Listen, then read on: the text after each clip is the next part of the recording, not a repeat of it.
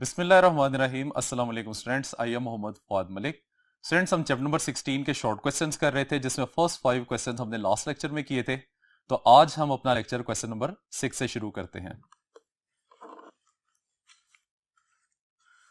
जी students, तो question number 6 में कहता है कि in R L circuit will the current lag और lead the voltage.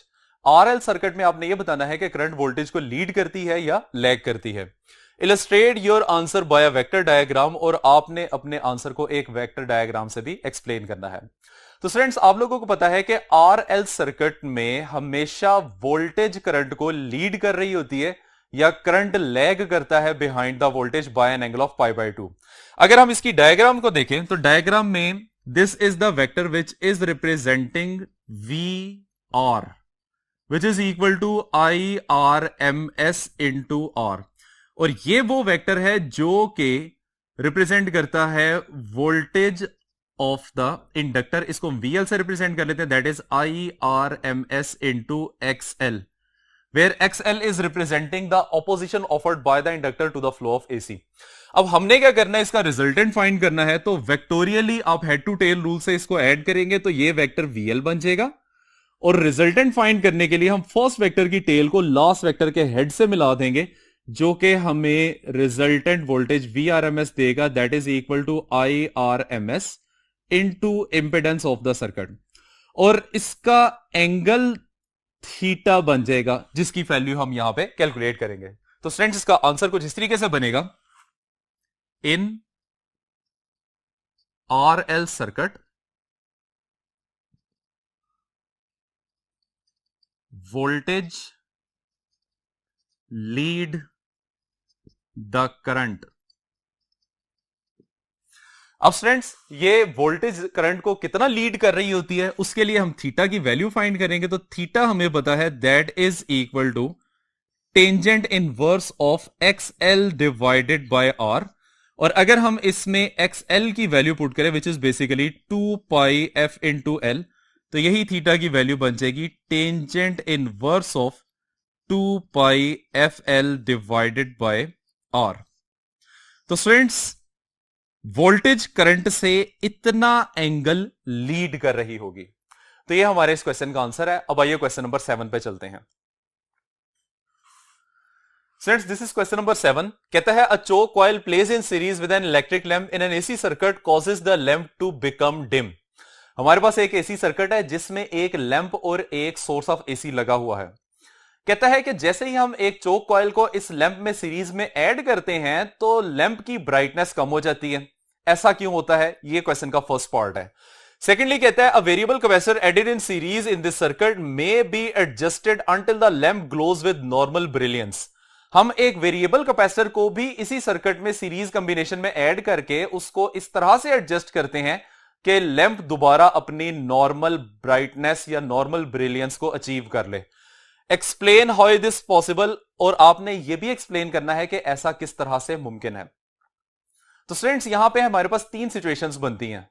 First situation जो कि उसने हमें पहले नहीं बताई हुई, कि हमारे पास एक सर्किट है जिसमें सोर्स ऑफ AC लगा हुआ है और इसके साथ एक अदद लैंप लगा हुआ है जो कि अपनी नॉर्मल ब्रिलियंस शो कर रहा है। अब स्टूडेंट्स, इस केस में अगर आप करंट की वैल्यू फाइंड करना चाहें तो वो क्या बनेगी। तो इस सिचुएशन में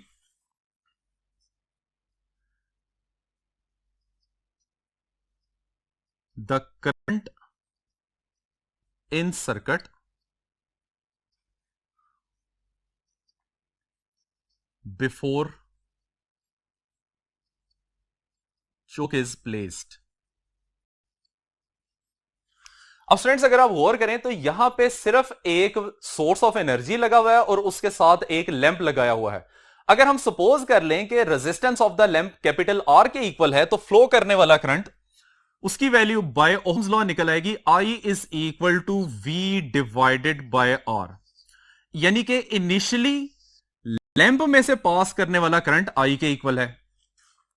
अब स्टूडेंट्स, हम इस सिचुएशन के अंदर सीरीज कॉम्बिनेशन में एक चोक कॉइल को ऐड करते हैं। तो जैसे ही आप चोक कॉइल को ऐड करेंगे लैंप की ब्राइटनेस कम हो जाएगी। उसकी रीजन यह है कि चोक कॉइल बेसिकली एक ऐसा डिवाइस है जो कि करंट को एसी सर्किट में कंट्रोल करता है, यानी उसके फ्लो को अपोज करता है। और दूसरी तरीके से आप इसको देख सकते हैं कि यहां पे इंडक्टर जिसकी ऑपोजिशन को XL से रिप्रेजेंट किया हुआ है, ये लैंप की रेजिस्टेंस के साथ सीरीज कॉम्बिनेशन में, और डेफिनेटली ये सर्किट की नेट इंपेडेंस को बढ़ाना शुरू कर रही है। अब स्टूडेंट्स, जब सर्किट की इंपेडेंस इंक्रीज करेगी तो लैंप में से फ्लो करने वाला करंट डिक्रीज होगा, जिसकी वजह से इसकी ब्राइटनेस कम होना शुरू हो जाती है। तो ये हमारे पास सेकंड केस बन जाएगा, when choke coil is placed। तो इस सिचुएशन में सर्किट की नेट इंपेडेंस जो है वो इक्वल आ जाएगी, Z is equal to XL square plus R square. और अगर मैं लैंप में से पास करने वाला करंट फाइंड करूं तो करंट का रिलेशन क्या बनेगा, according to Ohm's law I is equal to V divided by Z। इसको हम I प्राइम का नाम दे लेते हैं। अब स्टूडेंट्स, आप इन दोनों रिलेशन से देख सकते हैं कि I प्राइम की वैल्यू लेस है I से, और यही वजह है कि लैंप की ब्राइटनेस कम हो जाती है। अब स्टूडेंट्स, इसका आंसर हम इस तरह से लिख लेते हैं, सिंस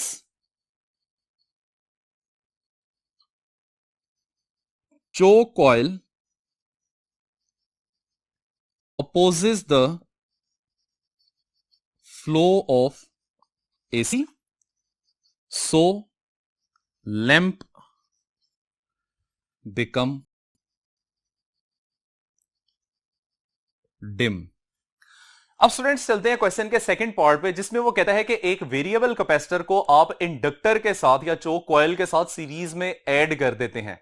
फिर आपने उस कैपेसिटर को इस तरह से एडजस्ट करना है कि लैंप दोबारा अपनी नॉर्मल ब्रिलियंस पे आ जाए। तो ये हमारे पास सिचुएशन इस तरीके से बन जाएगी, अब इंडक्टर की ऑपोजिशन XL, कैपेसिटर की ऑपोजिशन XC और लैंप की रेजिस्टेंस R, ये तीनों सीरीज कॉम्बिनेशन में लगे हुए हैं। लेकिन स्टूडेंट्स, यहां पे हमें एक बात पता है कि इंडक्टर की ऑपोजिशन XL और कैपेसिटर की ऑपोजिशन XC, ये दोनों एक दूसरे के अगेंस्ट काम करते हैं, एक दूसरे को अपोज करते हैं। तो हमने इस वेरिएबल कैपेसिटर को इस तरह से एडजस्ट करना है कि इंडक्टर की ऑपोजिशन और कैपेसिटर की ऑपोजिशन दोनों एक दूसरे के इक्वल आ जाए, और इस सिचुएशन में ये दोनों डिवाइसेस एक दूसरे के इफेक्ट को खत्म कर देंगे, मतलब कि ये दोनों डिवाइसेस सर्किट में लगे ही नहीं हुए। और इस सिचुएशन में अगर आप गौर करें तो फिर हमारे पास सर्किट की टोटल रेजिस्टेंस कैपिटल R के इक्वल, और उसमें फ्लो करने वाला करंट अगर हम कैलकुलेट करें वो कैपिटल I के इक्वल आ, जिसकी वजह से लैंप दोबारा अपनी नॉर्मल ब्रिलियंस पे आ जाता है। तो स्टूडेंट्स, इसका आंसर इस तरीके से बनेगा,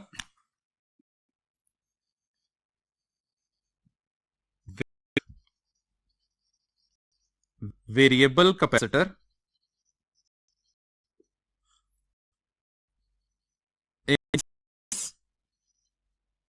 सर्किट की इंपेडेंस बनेगी Z is equal to under root of R square plus XL minus XC square.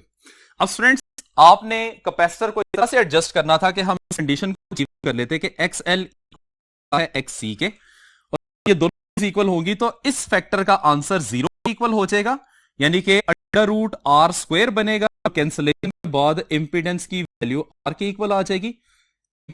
अगर आप सर्किट का करंट फाइंड करें तो इसको हम I डबल प्राइम से रिप्रेजेंट करते हैं, equal to V divided Z, और Z चूंकि R, तो ये वैल्यू तो इनिशियल करंट की थी, तो इस वजह से सर्किट में फ्लो करने वाला करंट दोबारा I के इक्वल आ जाएगा, और इसी वजह से लैंप दोबारा अपनी नॉर्मल ब्रिलियंस पे आ जाता है।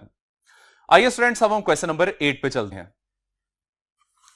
तो स्टूडेंट्स, क्वेश्चन नंबर 8 में क्या है कि explain under which the electromagnetic waves are produced from the source.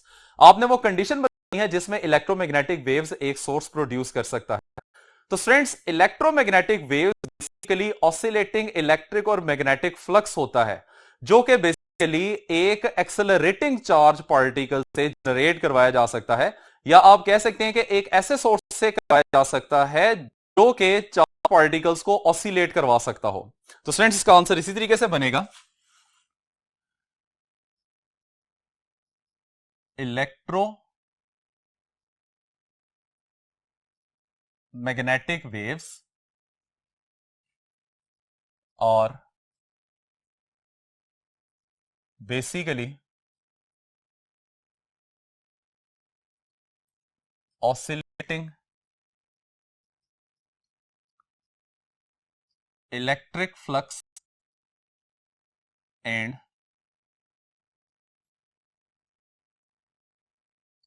magnetic flux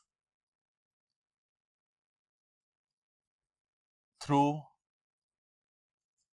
some region of space. This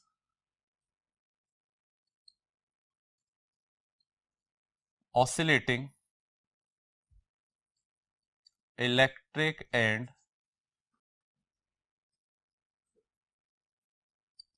magnetic flux is only